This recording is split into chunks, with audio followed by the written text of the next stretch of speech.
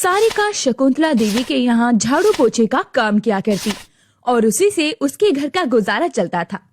ऐसे ही एक दिन जब धीरे धीरे ठंड का मौसम बढ़ गया था, तभी शकुंतला देवी सारिका के पास आकर कहती है, अरे सारिका, पूरे घर में अच्छे से पोछा लगा देना। कहीं ऐसा ना हो जैसे जैसे ठंड बढ़ रही है तेरे अंदर का आलस भी बढ़ता जाए। मैं इस घर को हमेशा से अपना घर समझती हूँ मालकिन, और कभी भी काम में आलस नहीं करती हूँ। हाँ, सारी नौकरानियाँ शुरू में यही कहती है और उसके बाद जैसे ही मालिक और मालकिन की नजर हटती है वो घर साफ करके भाग जाती है। मेरी पड़ोसन कमला के साथ भी यही हुआ। शकुंतला ये बोलकर वहाँ से चली जाती है। ये सब कुछ सुनकर सारिका को बहुत बुरा लगता है, क्योंकि वो हमेशा अपनी मालकिन को अपनी बड़ी बहन और अपने परिवार का हिस्सा मानती थी, लेकिन शकुंतला ने कभी भी उसे नौकरानी से ज्यादा कुछ नहीं माना था।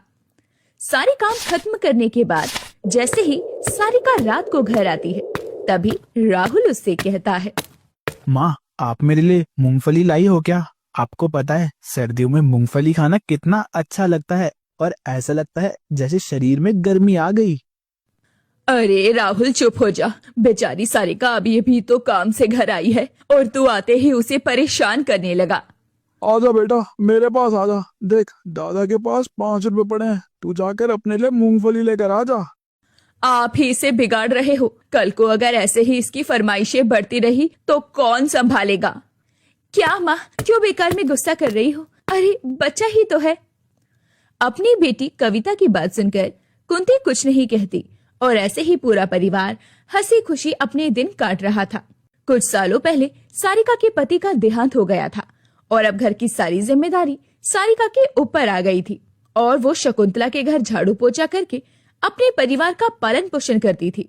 वहीं उसके सास ससुर कभी मटके बनाकर आस पड़ोस में बेच भी दिया करते, लेकिन आज फ्रिज के जमाने में कोई भी मटके लेने को तैयार ही नहीं था और ठंड में तो उनका काम जैसे बिल्कुल ठप पड़ा था।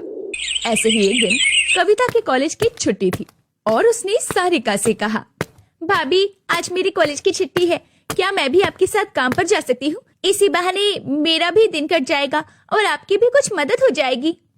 नहीं नहीं कविता, मैं नहीं चाहती कि तुम मेरे साथ मालकिन के घर जाओ। वैसे भी तुम जवान हो और घर की जवान बेटी दूसरों के घर काम करने जाए, ये मुझे मंजूर नहीं। कल को अगर तुम्हारा रिश्ता हो जाता है और उन्हें ये पता चल गया कि तुम मेरे साथ मालकिन के घर काम करने जाती हो तो अच्छा नहीं लगेगा। भाभी, आप सुबह से शाम तक लोगों के घरों पर काम करती हो, मुझे अच्छा नहीं लगता। आप अकेले ही पूरे घर का भार संभालती हो। क्या मेरा इतना भी हक नहीं बनता कि मैं आपकी थोड़ी सी मदद भी कर दूं? और भाभी, मुझे दूसरों से कोई मतलब नहीं है, कौन हमारे बारे में क्या सोचता है। भाभी, काम कोई छोटा बड़ा थोड़ी होता है। अरे ले जा सारिका, बाहर जाएगी तो इसका भी मन लगा रहेगा। सारिका अब अपनी सास की बात सुनकर अपनी ननद को अपने साथ ले जाने को तैयार हो जाती है। कुछ ही देर में वो दोनों मालकिन शकुंतला के घर पहुंच जाते हैं। कविता को देखकर शकुंतला मुंह बनाते हुए कहती है, सारिका, तू भूल गई लगता है कि मेरा घर कोई पिकनिक स्पॉट नहीं है। तू अपने खानदान के लोगों को उठाकर ले आती है। मालकिन, मैं जानती हूँ, लेकिन आज मेरी ननद की छुट्टी थी, इसलिए सोचा इसे ले आऊं। मालकिन बिना कुछ कहे वहाँ से चली जाती है, जिसके बाद सारिका कविता को ड्राइंग रूम में बैठा देती है और घर का काम करने लगती है। थोड़ी देर में कविता की नजर हीटर पर जाती है। ठंड बहुत ज्यादा पड़ रही थी और उसने हीटर चला लिया। तभी वहाँ पर शकुंतला आ जाती है और हीटर का तार खींचकर कहती है, इस हीटर से जो बिजली का बिल आएगा उसका बिल तू भरेगी या फिर तेरी भाभी की तनख्वाह से काट लूं? तुझे इतनी भी तमीज नहीं कि किसी के घर जाने पर कोई सामान का इस्तेमाल करने से पहले पूछ लेना चाहिए। शकुंतला की बात सुनकर कविता की आंखें नम हो जाती है, पर फिर भी शकुंतला उसे सुनाना बंद नहीं करती। तभी वहाँ सारिका आती है। माफ कर दीजिए मालकिन, गलती हो गई, आगे से ऐसा कभी नहीं होगा। आगे से तो तब होगा ना जब इस घर में ये आएगी। इसे लेकर जा और दोबारा से इस घर में घुसनी नहीं चाहिए, ये समझी? कुछ देर बाद अब सारिका कविता को लेकर घर आ जाती है और ये बात अपने सास ससुर को बताती है। तभी उसका ससुर कहता है, सारिका बहू, हमने जीवन में भले ही पैसा ना कमाया हो, लेकिन गरिमा और मान सम्मान हमारा भी है। भले ही हम भी गरीब है तो क्या हुआ, आज के बाद तुम उस घर में काम करने के लिए नहीं जाओगी। पर बाबा, फिर मैं क्या करूंगी? अगर मैं वहाँ नहीं जाऊंगी तो हमारे घर का खर्चा कैसे चलेगा? सब कुछ हो जाएगा बहू। अगर हम इस दुनिया में आए हैं और परमात्मा ने हमें जन्म दिया है तो हमारा पालन पोषण भी वही करेगा, लेकिन आत्म सम्मान से बढ़कर कुछ नहीं है। ऐसे ही 1-2 दिन गुजरते हैं। एक रात बहुत तेज बारिश होने लगती है। पूरे परिवार को समझ नहीं आता कि क्या करे। सभी लोग ठंड से कांप रहे थे। तभी राहुल ने कहा, माँ थोड़ी सी आग जला दो ना, बहुत ज्यादा ठंड लग रही है। सारिका ने देखा कि चूल्हा बाहर रखा था, जिस वजह से वो गीला हो गया था। तभी उसकी नजर अपने सास ससुर के टूटे हुए मटके पर गई और उसने बिना किसी देरी के उसके अंदर कुछ लकड़ी और कोयले डालकर आग जला दी। थोड़ी ही देर में पूरा कमरा गर्म हो गया। तभी माधव ने कहा, बहू अगर तू इस मटके को ढक देगी तो इसकी आंच सिर्फ छोटे से छेद से निकलेगी और ज्यादा देर तक कमरे को गर्म रखेगी। अब सारिका ने टूटे हुए मटके को दूसरे मटके से ढक दिया, जिससे वो ज्यादा देर तक आंच देता रहा। सुबह तक वो मटका गर्म था।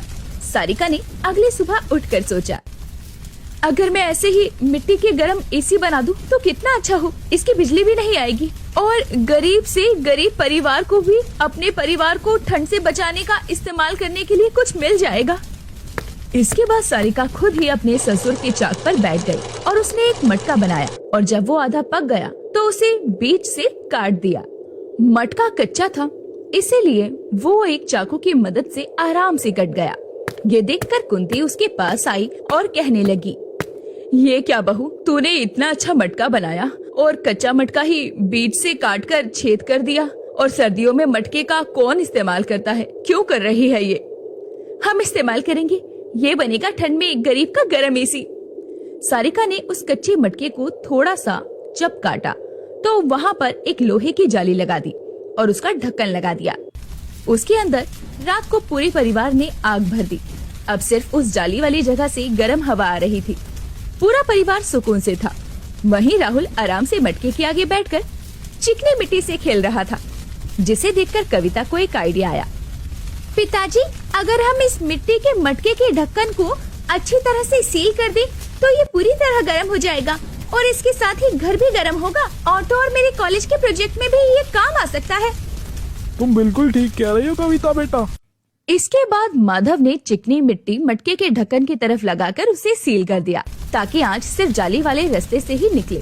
थोड़ी देर में कमरा पूरा गर्म हो गया और कुंती ने कहा, किसी ने सच ही कहा है, जब मजबूरी आती है तो रास्ते निकल ही आते हैं। जब हमारे घर में मजबूरी आई और ठंड में क्या करें ये रास्ता समझ नहीं आ रहा था, तभी हम लोगों ने सूझबूझ और समझदारी से गर्म एसी का आविष्कार कर दिया। मैं ये चाहती हूँ माँ जी कि ये गर्म एसी सिर्फ हमारे काम ना आए, बल्कि हर उस गरीब के घर काम आए जिन लोगों को सर्दियों में कुछ समझ नहीं आता और वो अपने परिवार को इस ठंड के प्रकोप से बचा सके। भाऊ अगर तुझे ठीक लगे तो हम यही एसी बनाकर गांव में बेच सकते हैं। हम इसका दाम सिर्फ 50 रुपए रखेंगे ताकि हर गरीब इंसान इसे खरीद सके और गांव के हर कमरे में ये एसी हो। अगर गांव के हर घर में 5 कमरे होते हैं तो वो लोग 5 एसी खरीदेंगे। इसी बहाने हमारी भी थोड़ी कमाई हो जाएगी। ये बात सुनकर सारिका भी खुश हो जाती है, क्योंकि उसे एक ऐसा रास्ता मिल गया था जिससे वो अपने बेटे राहुल की परवरिश कर सकती थी और अपने सास ससुर की देखभाल कर सकती थी और अपने घर का खर्चा भी चला सकती। समय गुजरता है और गुजरते समय के साथ अब सारिका ने ये ठान लिया था कि वो मिट्टी के गर्म एसी बनाएगी। उसी के साथ उसकी ननद कविता, जो कि कॉलेज में होम साइंस की स्टूडेंट थी, वो अपनी भाभी का मिट्टी का गर्म एसी स्कूल के प्रोजेक्ट में लेकर जाती है और फर्स्ट भी आती है। भाभी, हमने जो ये मिट्टी का गर्म एसी बनाया था ये मेरे कॉलेज वालों को बहुत पसंद आया। मुझे ऐसा लगता है कि अब आप सभी लोगों के लिए कुछ करना चाहती हैं तो हमें ऐसे ही और एसी भी बनाने चाहिए ताकि गरीब से गरीब घर में ये एसी जा सके। हाँ कविता, मैं भी यही सोच रही थी। आओ तुम भी मेरी मिट्टी के ये गर्म एसी बनाने में मदद करो।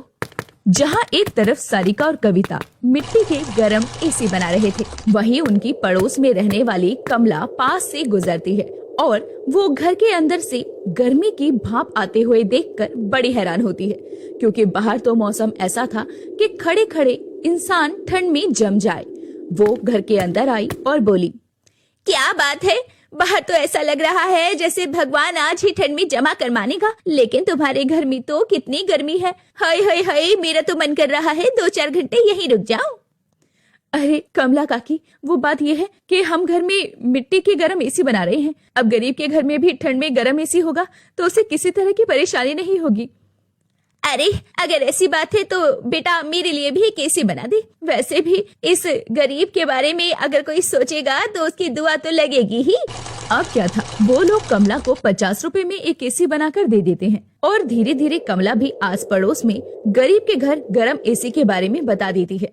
उन लोगों के पास खुद ब खुद गरीब से गरीब परिवार चलकर एसी खरीदने के लिए आने लगता है और इसी तरह अब उस गरीब परिवार को अपना खर्चा चलाने में भी मदद मिलती है और साथ ही साथ वो गरीब लोगों का ठंड में उद्धार भी करते हैं।